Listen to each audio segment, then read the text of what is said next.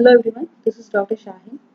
Today let us discuss on IEEE 802.11 wireless LAN under cryptography and network security.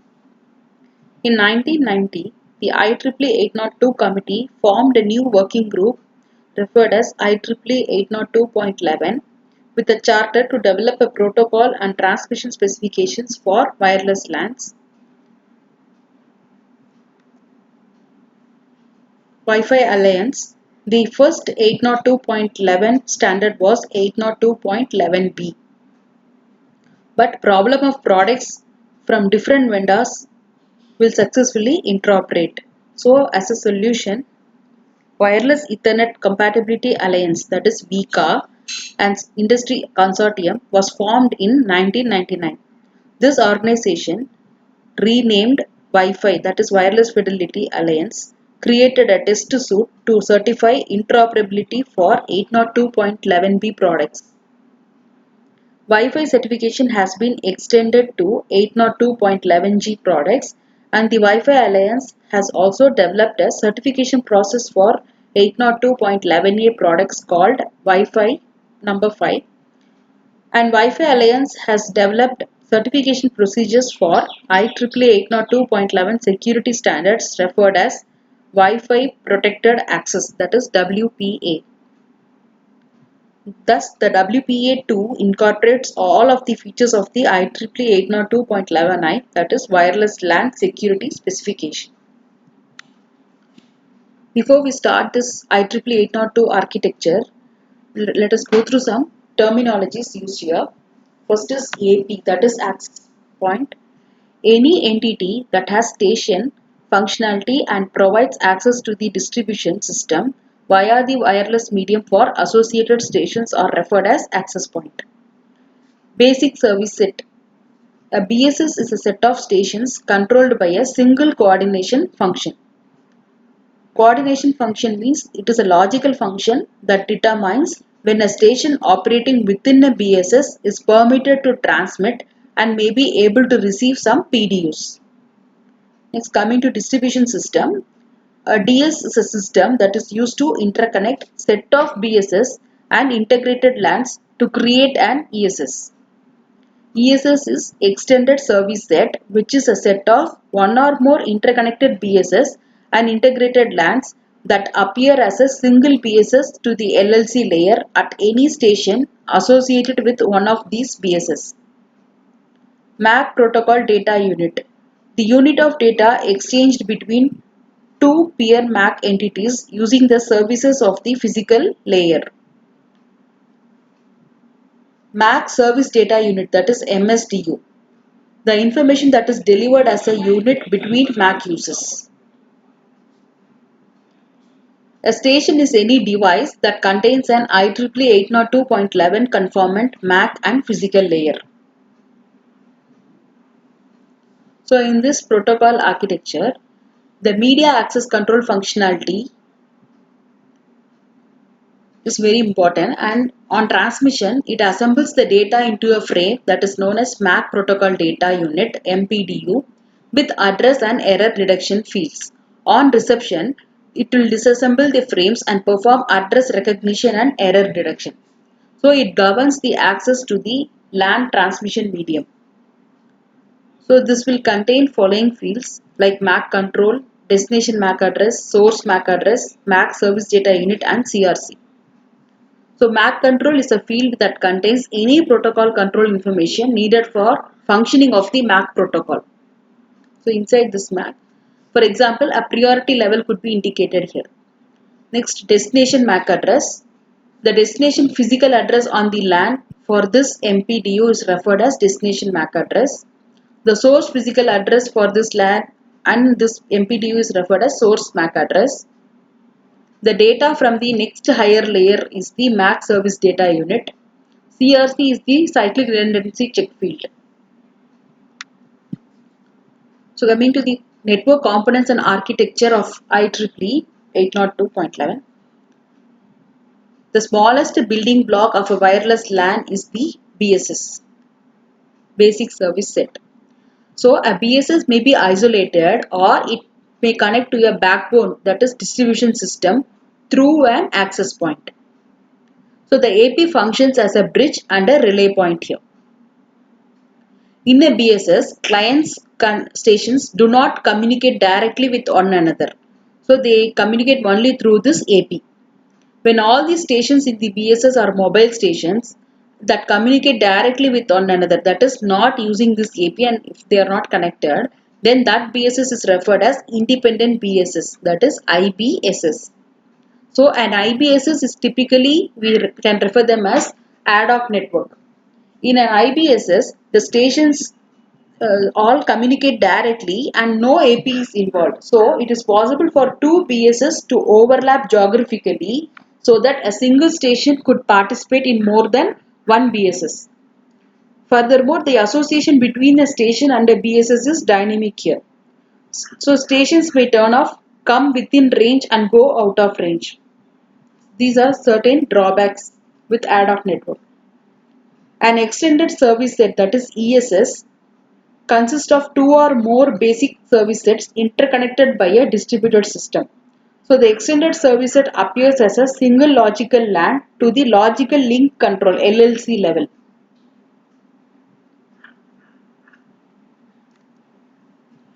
There are 9 services in IEEE 802.11. The first one is distribution. It is the primary service used by stations to exchange MSDU or MPDU when the MPDUs must traverse the distribution system to get from a station in one BSS to a station in another BSS. Next, integration service. This takes care of any address translation and media conversion logic required for the exchange of data. Before the distribution service can deliver data or accept data from a station, the station must be associated. So before looking into this association, we need to know about mobility. The standard defines 3 transition types based on mobility. Those are no transition, that is stationary. Next, BSS transition, which is one BSS to another BSS within same ESS. And third one is ESS transition, that is one ESS to another ESS. So association means it establishes an initial association between a station and an AP, that is access point. Reassociation means it enables an established association to be transferred from one AP to another. That is, it allows a mobile station to move from one BSS to another. Disassociation means a notification from either a station or an AP that an existing association is terminated. 802.11 Wireless LAN Security.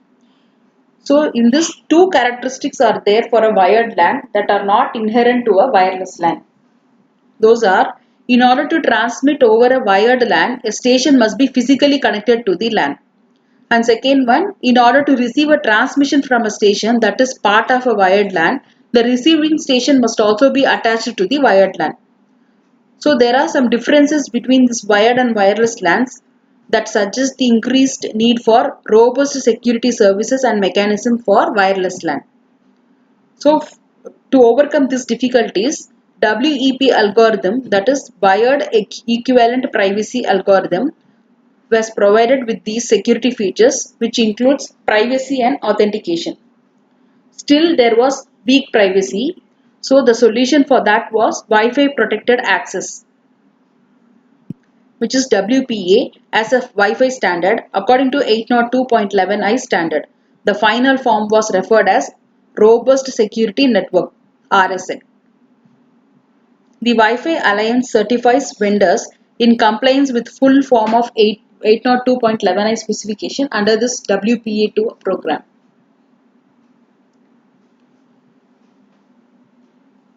Let us look into the in detail about the services of 802.11i.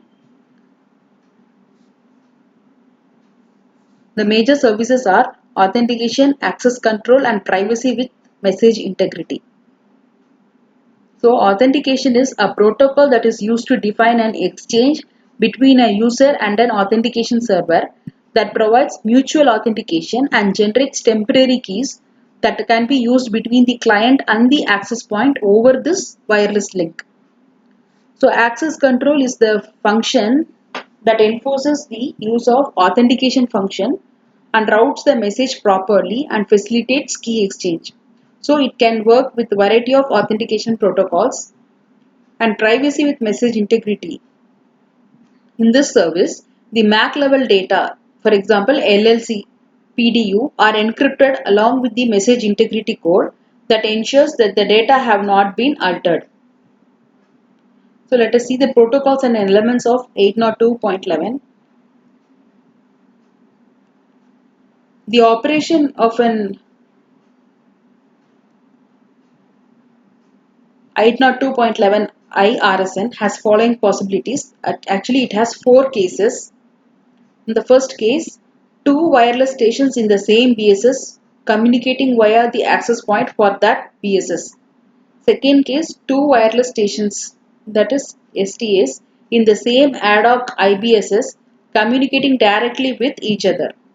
Third case is two wireless stations with different BSS communicating via their respective APs across a distribution system. And fourth case is a wireless station communicating with an end station on a wired network via its AP and the distribution system. So among these cases, 1 and 2 are secured and it can be authorized. Whereas in case 3 and 4, security is provided but only between the station and its AP it can be authenticated. So to overcome the problems of the security issues, RSN have 5 operations for security purpose and maps them to the network components. Those are discovery, authentication, key management, protected data transfer and connection termination. So let us see in detail each of these functions. The discovery function, an access point uses message called beacons and probe messages or responses to advertise its IEEE 802.11i security policy. So the STA uses these to identify an AP for a wireless LAN with which it wishes to communicate. The STA associates with the access point and uses it to select the cipher suit and authentication mechanism when the beacons and probe responses present a choice. Coming to authentication, during this phase, the STA and AS prove their identities to each other and the AP blocks non-authentication traffic between the STA and AS until the authentication transaction is successful. So in this case, the AP does not participate in the authentication transaction. It just only forwards the traffic between the STA and AS. With the key generation and distribution, we generally refer them as key management. The AP and the STA perform several operations that cause cryptographic keys to be generated and those are placed on AP and STA and frames are exchanged between the AP and STA only. Protected data transfer. Here frames are exchanged between the STA and the end station through the AP. So as denoted here, it can secure data transfer between STA and AP only. Not end-to-end security is not provided. Connection termination. The AP and STA exchange frames and during this phase the secure connection is torn down and the connection is restored to the original state. So here it has to resume from the beginning again once this reaches this phase.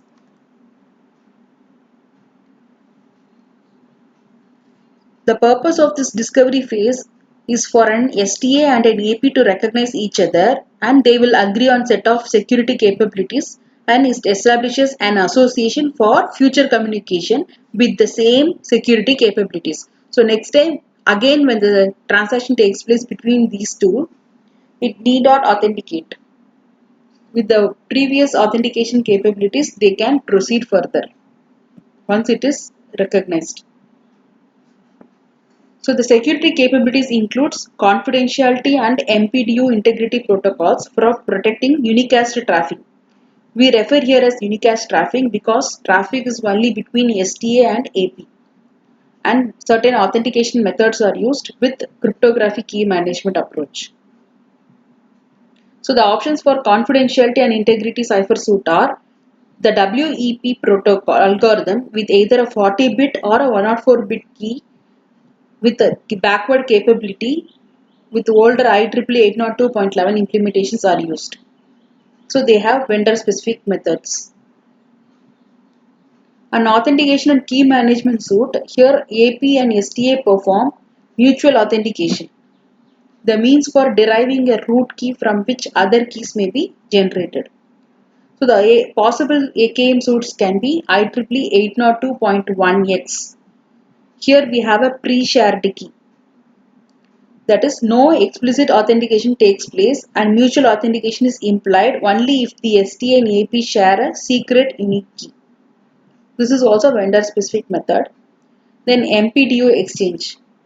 The discovery phase consists of three exchanges. One is network and security capability discovery, open system authentication, and association.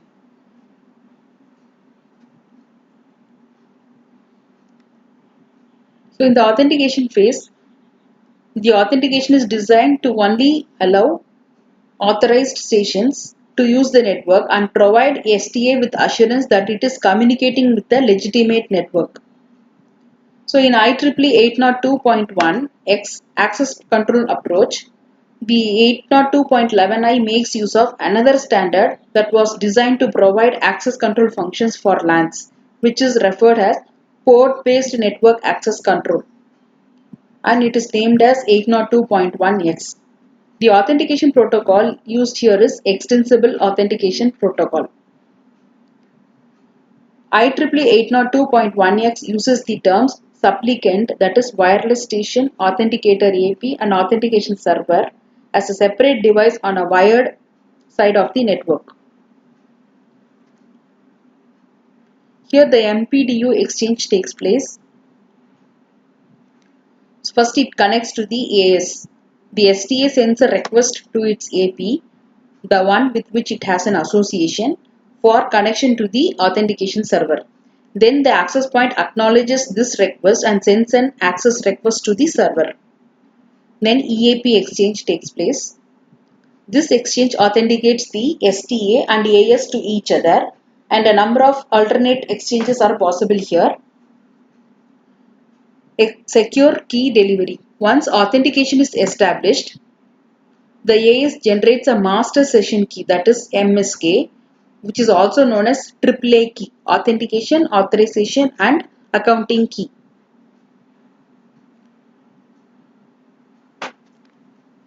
And sends it to the STA. All the cryptographic keys needed by the STA for secure communication with its AP are generated from this master key.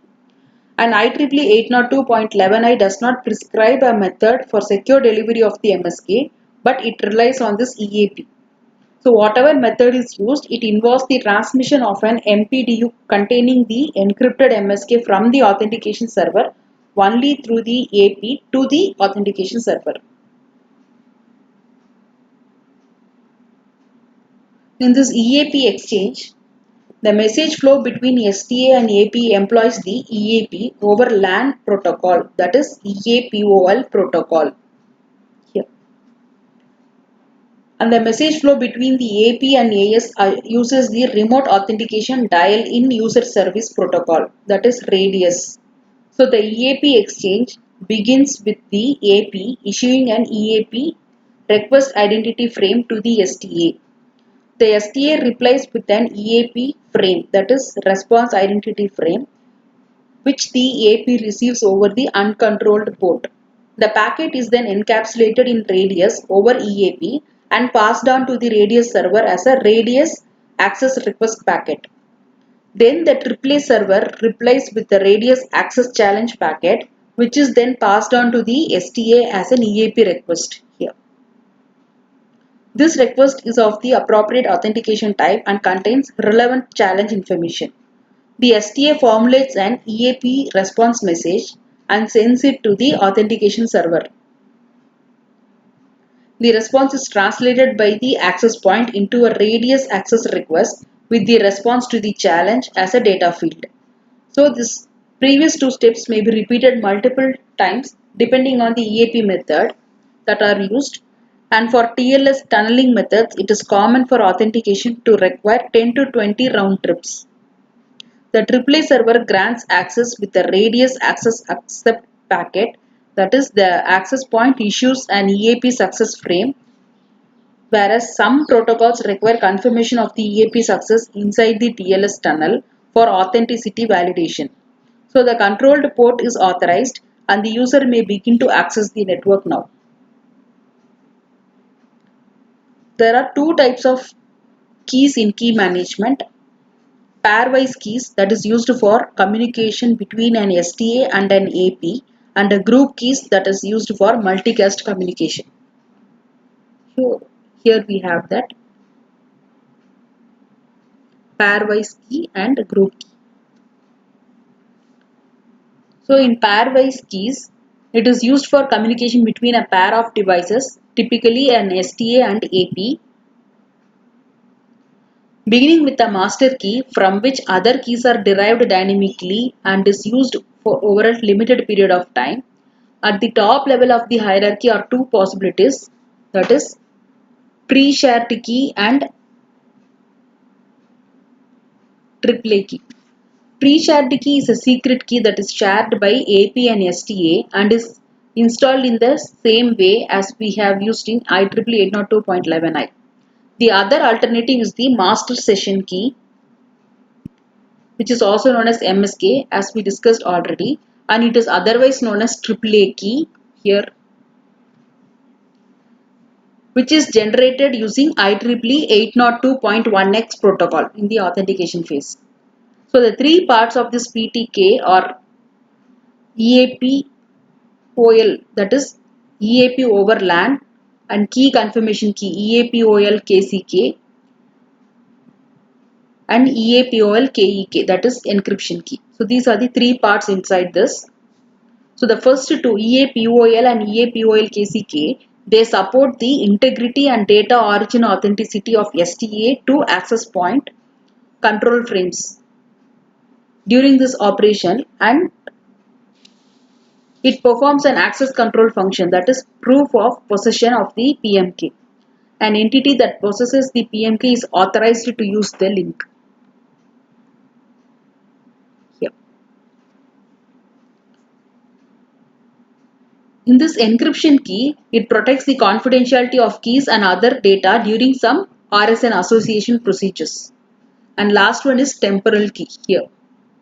It provides the actual protection for the user traffic. So these are the three keys that we use in this pairwise transmission. So the next operation is protocol data transfer phase.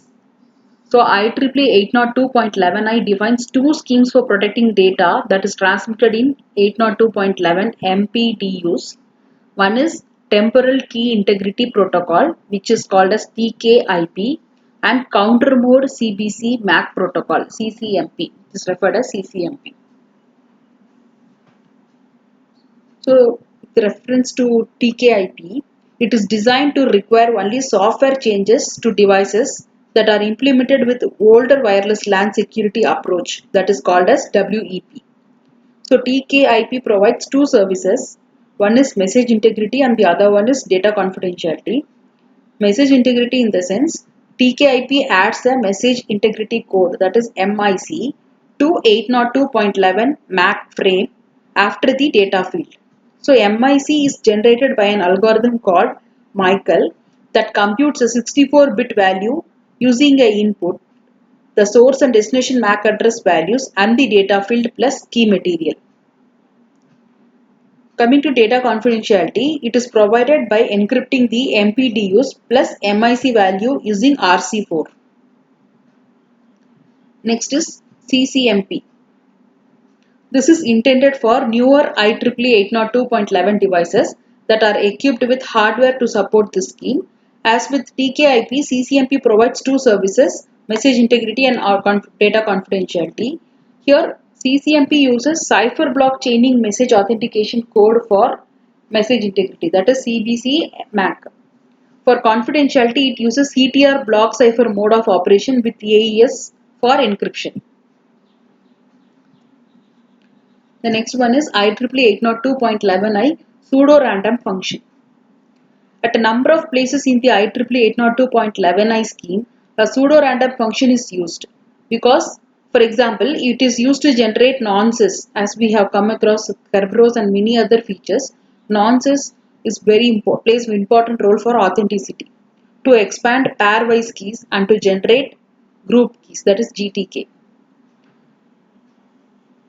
So the PRF is built on the use of HMAC SHA-1 to generate pseudo-random bit stream.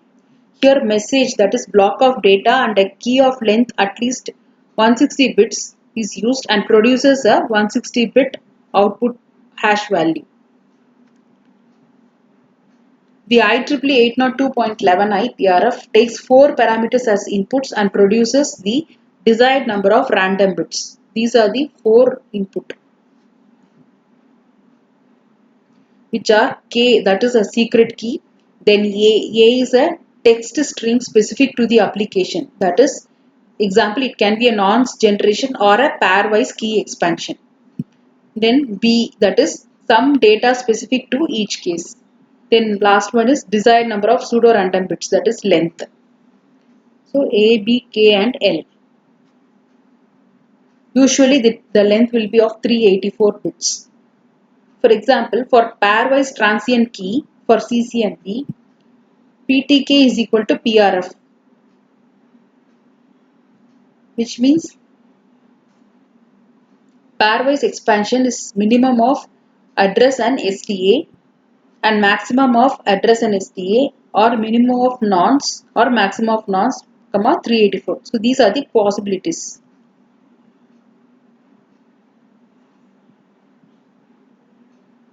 So in this way, we can secure the wireless LAN in cryptography and network security. Thank you.